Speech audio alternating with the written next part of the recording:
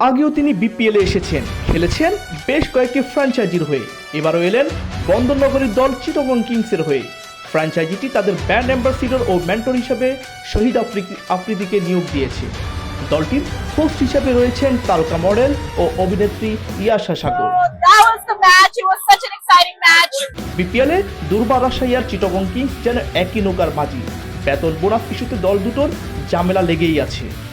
এখন পর্যন্ত 25% বেশি টাকা পাননি বেশিরভাগ ক্রিকেটার।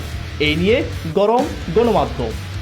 এরই মধ্যে নতুন গুঞ্জন, চিটাগং কিংস এখনও পুরোপুরি টাকা পরিশোধ করেনি ইয়াশা সাগর ও শহীদ আফ্রিদি। এই নিয়ে অবশ্য মুখ খুলেননি দুজনের কেউই, তবে বেশ ভালোভাবেই প্রচার হচ্ছে বিষয়টি। বেশ কয়েকদিন আগেও খবরের শিরোনাম হয়েছিল দুই বিদেশি ক্রিকেটার জুবায়ের আকবরী ও পাকিস্তানের খোয়াজা নাফি একটি টাকাও পাননি। এ নিয়ে অবশ্য ক্ষমা প্রার্থনা করেছেন দলটির মালিক সামির কাদের চৌধুরী।